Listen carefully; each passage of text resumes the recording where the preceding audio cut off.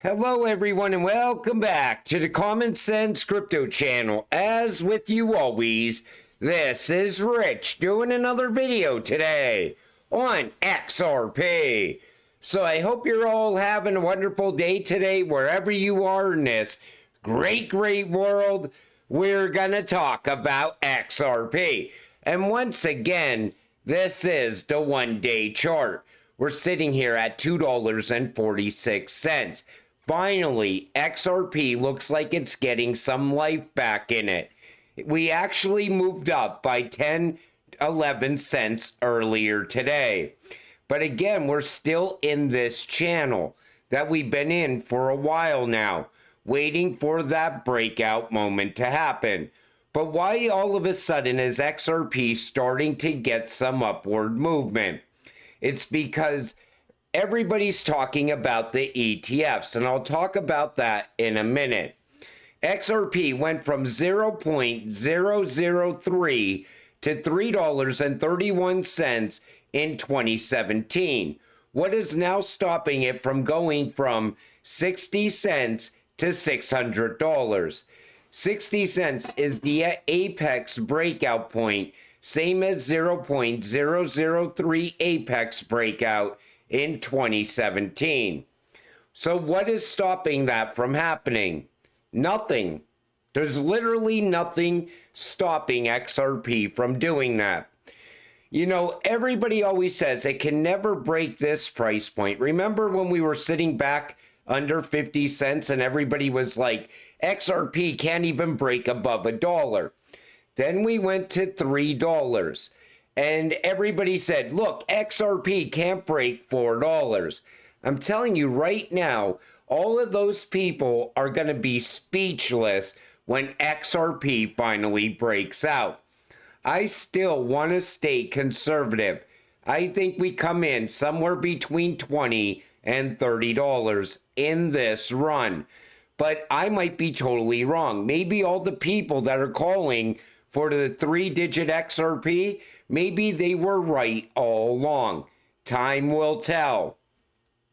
This comes from John Squire. Fox reports that as early as today, the SEC could officially acknowledge Grayscale's application for an XRP ETF.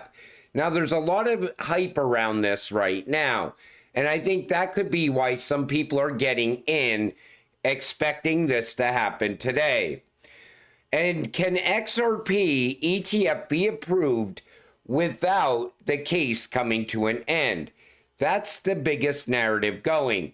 XRP in and of itself is not a security. This is why an ETF will be approved regardless of the Ripple lawsuit. Step function change inbound, onward. So I've been saying this for a while now. Nothing is holding XRP back in this run. We now know it's not a security. The rest of the Rippleverse SEC case is more about Brad and Chris. And I don't see any reason why an XRP ETF cannot be approved while that lawsuit is continuing on, because it really doesn't affect XRP in any way. SEC is waiting for a chair before setting crypto agenda, Hester Pierce says. So she's saying nothing is really going to happen until Atkins is confirmed as the SEC chair. She says he'll come in and want to set his agenda. Now, I think his entire agenda is going to be geared towards whatever Trump wants to do with crypto and innovation. But when can that happen? Why Paul Atkins' confirmation as SEC chair is taking so long? So Trump's pick for SEC chair is stuck in Senate limbo, as the crypto community wants answers now. What's the holdup, we wonder? Well, turns out it's a log jam of confirmation hearings. The Senate has 9 cabinet members in line ahead of Atkins, and no one knows exactly when his turn will come. I'm thinking that UATA can still end the Rippleverse SEC case if needed, because I think Trump is already looking at Ripple as being a major factor in innovation going forward in the United States. Think about it. XRP strengthens the US dollar. It can move US dollars around the world in a matter of seconds for pennies for practically not even a penny. But I looked this up once before, and it said it could take as long as June 2026 for Atkins to be the chair at the SEC. But what about all those pauses now in litigation with not only just the Rippleverse SEC case, but Coinbase and Kraken as well, and Binance? We need to know where this goes from here. Hopefully this gets done sooner than later. A very, very exciting time. Giancarlo is talking about SEC Chairman Paul Atkins. Take a listen to what he says here. We were classmates together at Vanderbilt Law School, known each other a long time. He is going to be a great SEC chairman. I think when we're going to look back and recognize him as one of the greats. He's somebody that grew up in the system. He was a commissioner there. He's influenced so many people, from Hester Peirce to Mark Ueda. He is going to bring the SEC back to its roots of capital formation. I think we're going to see a lot more IPO activity. I think we're going to see a much more fair SEC calling balls and strikes, not putting their own personal preferences between who can proceed. And with the SEC as a driving force, and don't forget my former agency, the CFTC, is one of the most innovative agencies in the whole alphabet soup of Washington. I think it's a very exciting time. And a hat tip to Caroline Pham. She is moving at lightning speed to undo some of the worst excesses, as is Hester and Mark Ueda at the SEC. So, if you're in U.S. capital markets right now, it's a very, very exciting time. I think what we're going to see is he's going to become the chair at the SEC. And right now, they're getting everything ready for the next step going forward. I think big things are going to happen very quick once Paul Atkins is finally at the SEC. And Brad Garlinghouse said this, because Brian Quintenz is now the chair at the CFTC. He says, "It is my great honor to be nominated by President Donald Trump and the next chairman of the Commodity Futures Trading Commission, where I had served as a commissioner in the last administration." Brad Garlinghouse said, "The CFTC plays a vital role in making sure the U.S. has the most robust capital markets in the world. Congrats, Brian Quintenz, on your nomination for CFTC chair." And Jeremy Hogan said this, "The head of the CFTC will eventually likely be more important to the crypto space than the head of the SEC. And Brian Quintenz is a solid A, maybe an A+, but I never gave A+ when I was teaching either." So if they're very bullish about Brian Quintenz, it looks like things are going to start to move forward very quick at the CFTC as well. I'm very excited to see where this goes from here. For the last 4 years, innovation was at a standstill in the United States. I was making videos during that time, and I'm showing you how things are building out all around the world, except here in the United States. Now, finally, we are going to watch the U.S. catch up with the rest of the world. And David Schwartz said, "So I guess this is public now. Ripple, Brad Garlinghouse, and Mike Novogratz lent MoonPay $160 million to launch the Trump token." So it looks like Brad Garlinghouse and Novogratz were part of the launch of the Trump token. And everybody asked me about the Trump coin. They said, "What's your thoughts on it?" It's a meme coin. So I never really looked into it. The strange part of it was that the timing of it, this shows that the president absolutely loves crypto and he wants to get into this space. It also showed flaws in the Solana network as well. Breaking, Austin King explains why XRP will pass ETH. My simple answer is yeah. Take a listen to this. This is a great clip. And all the new exciting things coming to the ledger. My question to you is, do you believe there'll be a day where another altcoin passes Ethereum in market cap? And if so, will it be XRP? Maybe you can explain your reasoning. You guys are going to really put me on the spot here and make my ETH community hate me. Yeah, I mean, my simple answer is yeah. I do not think that Ethereum is going to be the second largest. I don't think ETH, the asset, is going to be the second largest market cap coin if we're looking into the future here. And so, yeah, I mean, I'll just give you my unbiased take. I've built in the Ethereum ecosystem for a while. I built in the XRP ecosystem. I've worked in the, I like integrated Lightning Network in like 2018 into the Interledger network. So I've worked across all these like major networks.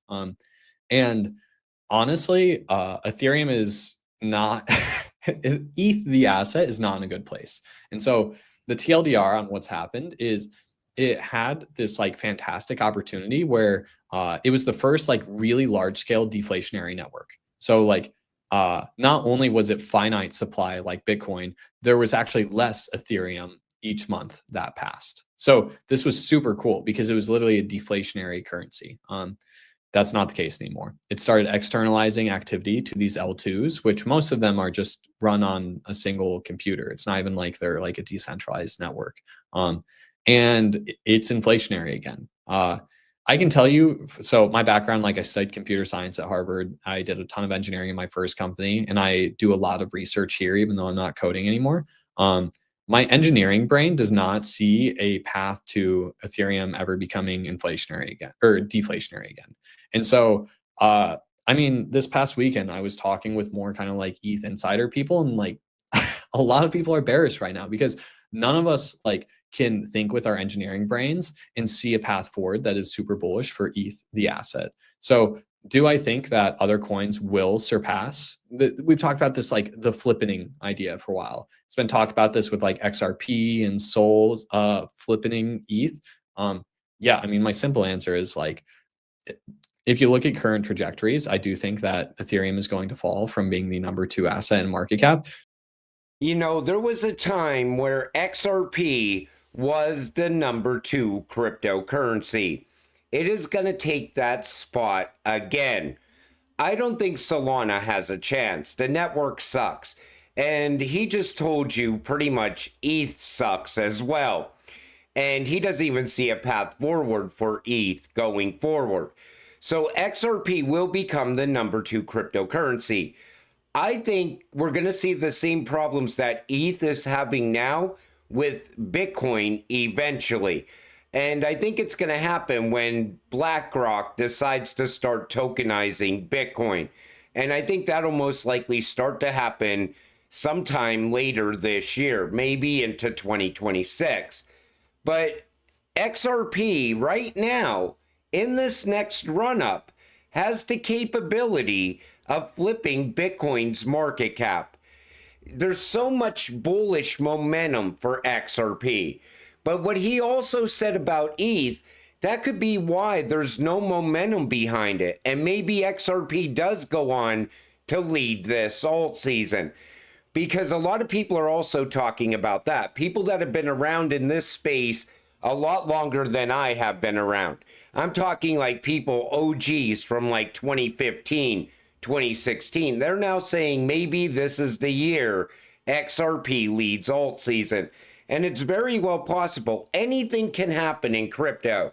I think the other thing people are banking on way too much is the 2028 cycle. I keep seeing people saying the 2028 cycle is going to be massive for Bitcoin. You don't even know if the 2028 cycle is going to even happen. You know, history repeats itself until it doesn't. And everything eventually comes to an end. And the gap between Bitcoin and the rest of these networks, it keeps getting wider and wider as technology continues forward. And nothing slows technology down. You know, everybody's always like, well, some things just need to be around forever. It's like, no, it really doesn't, because you have so many better things over here. Like, I think QNT is gonna far outperform Bitcoin. Anybody not holding QNT is missing a major boat there, because there's less QNT, and QNT actually has utility. Think about Bitcoin with utility and less supply. That's QNT. And right now it's sitting around $100. It is dirt cheap. Once that really starts to break out, watch how quick the smart money shifts into QNT. First, we're going to see a lot of the money shift into XRP. And then we're going to watch all these other utility-driven cryptocurrencies. They're just going to start exploding one day.